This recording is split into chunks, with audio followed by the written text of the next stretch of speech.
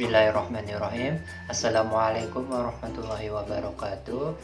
Teman-teman, bagaimana kabarnya di rumah? Semoga teman-teman selalu sehat dan dalam perlindungan Allah Subhanahu wa taala. Kembali lagi bersama Ustadz Subhan dalam pembelajaran IPA. Seperti biasa ya teman-teman, kita berdoa dulu sebelum memulai pelajaran. Sikap berdoa, tangannya diangkat, kepalanya ditundukkan. Doa sebelum belajar. Bismillahirrahmanirrahim. Rabbi zidni ilman warzuqni fahman waj'alni minas solihin. Amin ya rabbal alamin. Nah teman-teman, hari ini kita akan belajar materi IPA tentang sifat benda padat. Pekan ini kita sudah memasuki tema yang keempat, kewajiban dan hakku, dan subtema ketiga, kewajiban dan hakku dalam bertetangga.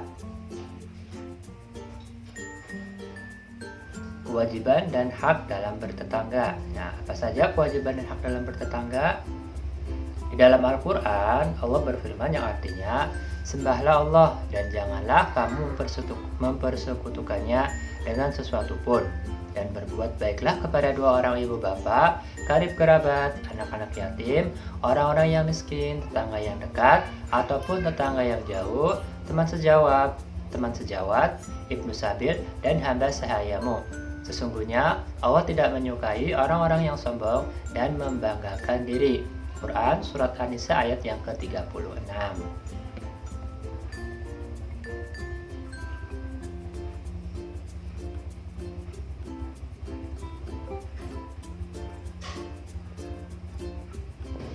Nah, teman-teman, apa itu tetangga? Kita jawab bersama-sama, bahas ya.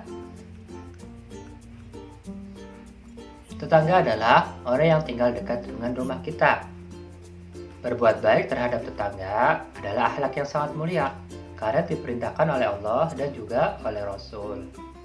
Orang yang tidak berbuat baik kepada tetangga, maka orang tersebut akan mendapatkan dosa dan masuk ke dalam neraka. Nah, apa saja hak dan kewajiban dalam bertetangga? Yang pertama, kewajiban dalam bertetangga adalah tidak mengganggu ketentraman tetangga. Yang kedua, memberikan sebagian makanan sebagai tanda erat antar tetangga. Yang ketiga, berkunjung seperlunya. Nah, jika teman-teman ada tetangga yang sakit, silakan ditengok ya. Kemudian yang keempat, lapang dada, saling menerima, maaf memaafkan, dan juga tolong menolong. Itulah kewajiban dalam bertetangga. Selanjutnya adalah hak dalam bertetangga. Hak dalam bertetangga yang pertama adalah tidak menyakiti baik dalam bentuk perbuatan maupun perkataan. Yang kedua, menutupi kekurangan dan menasehati agar bertakwa kepada Allah. Yang ketiga adalah menolongnya dan bersedekah kepada tetangga.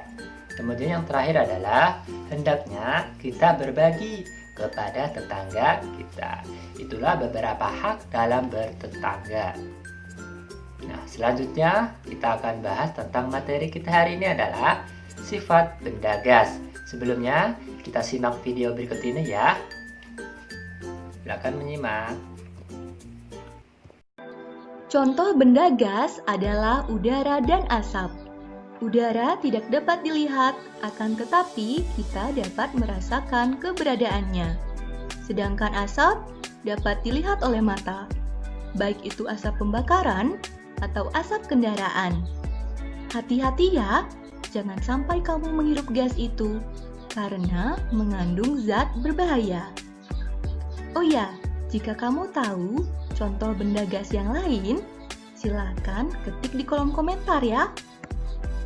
Nah, benda gas memiliki beberapa sifat. Di antaranya,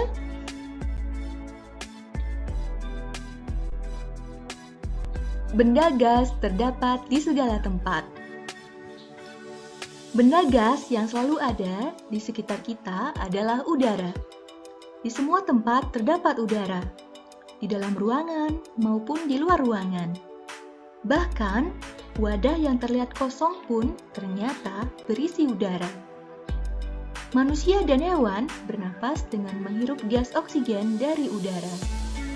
Gas oksigen tidak dapat dilihat dan disentuh. Tanpa oksigen, manusia dan hewan tidak dapat hidup.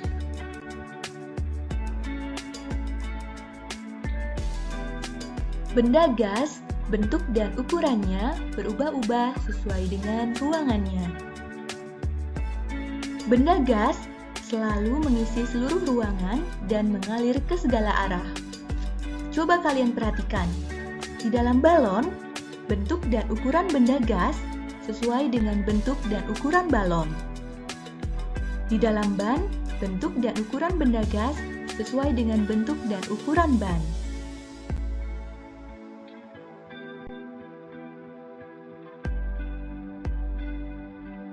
Nah, selanjutnya, benda gas mempunyai berat. Perhatikan gambar ini. Terdapat dua balon yang sama ditimbang.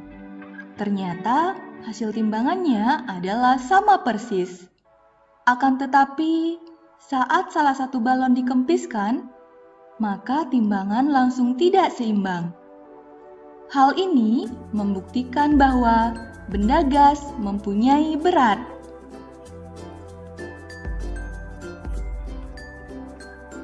Baiklah, sekian penjelasan dari Ibu Mia mengenai beberapa sifat-sifat benda gas. Ingat ya, untuk tetap semangat dan rajin belajar. Sampai jumpa di video selanjutnya. Nah, teman-teman, itulah beberapa video yang bisa kita simak ya. Kita bahas isi dari video tersebut ya. Yang pertama adalah sifat benda gas. Apa saja sifat benda gas? Nah, sebelumnya kita bahas dulu ya, apa itu gas? Gas merupakan zat ringan yang tidak memiliki bentuk, mengisi ruang, dan tidak terlihat. Gas tidak memiliki ukuran atau bentuk yang pasti, berbeda dengan benda padat dan benda cair. Nah, apa saja benda-benda gas di sekitar kita? Ada angin, asap atau kabut, kemudian gas dalam balon, bisa juga adalah gas dalam LPG, kemudian parfum yang terbuka, kemudian uap air. Itulah beberapa benda gas di sekitar kita. Ada lagi teman-teman, oksigen dan juga karbon dioksida. Nah, selanjutnya apa saja sifat-sifat dari benda gas? Nah, sifat dari benda gas ada 5 ya.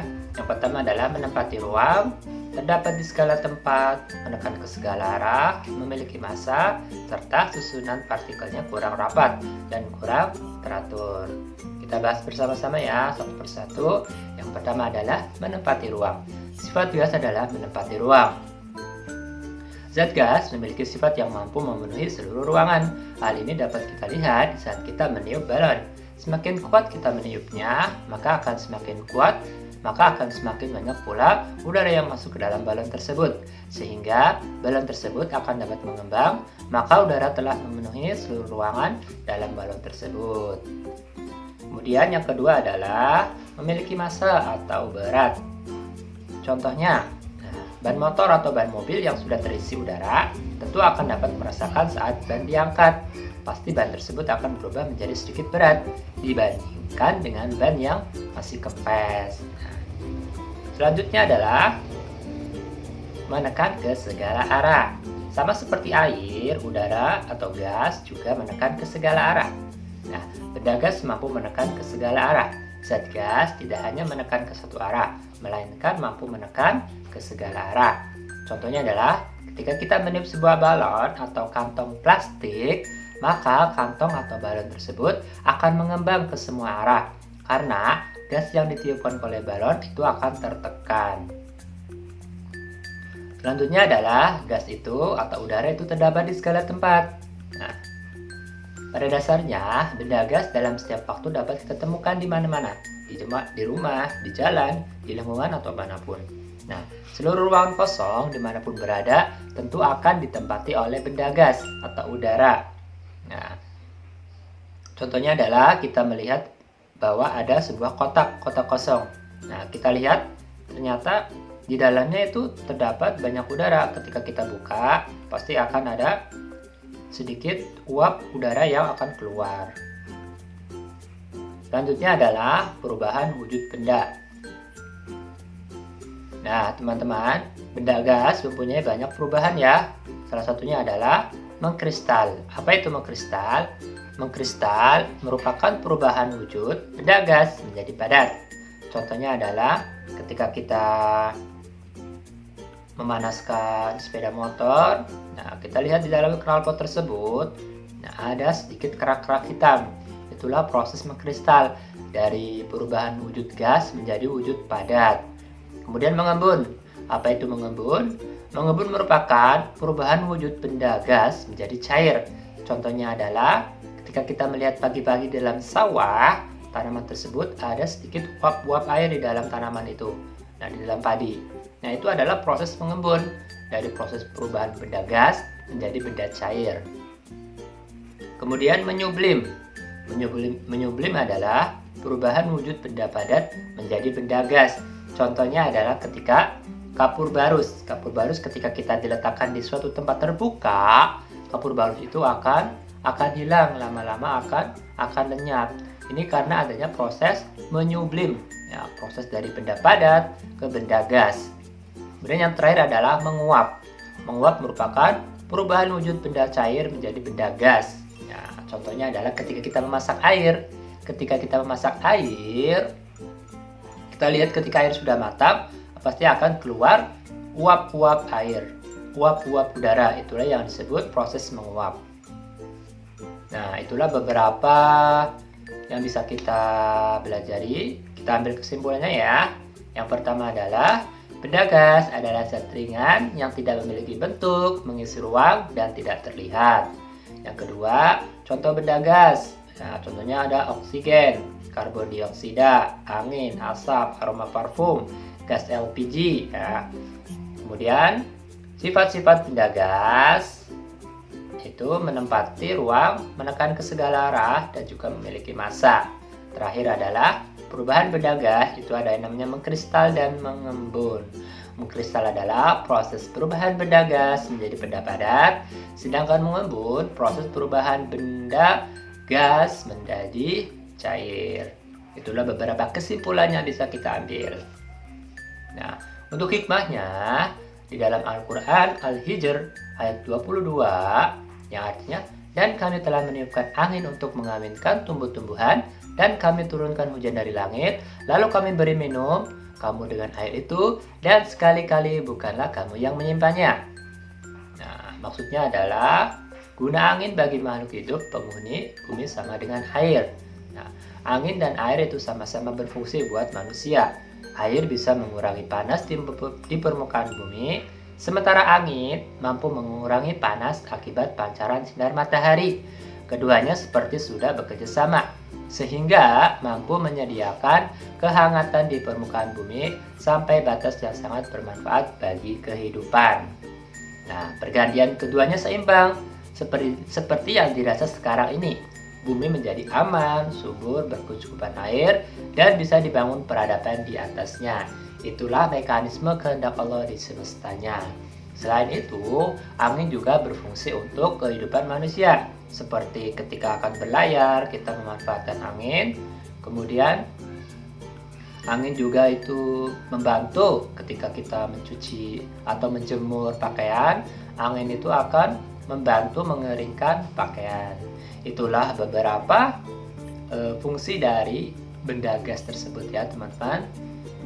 Kita patut bersyukur dan juga menjaganya. Selanjutnya, untuk proyek di rumah, silakan siapkan alat dan bahan. Yang pertama ada balon, yang kedua air, yang ketiga kertas, yang keempat gelas. Nah, siapkan empat tersebut ya. Langkah-langkah yang pertama, masukkan air ke dalam gelas. Pastikan air itu tidak terlalu penuh ya. Silakan masukkan air ke dalam gelas. Pastikan air tidak terlalu penuh. Kemudian ambil selembar kertas. Setelah itu tutup gelas tersebut menggunakan kertas. Tekan gelas, kemudian balik gelas tersebut. Amati gelas yang terbalik tersebut. Apakah yang akan terjadi?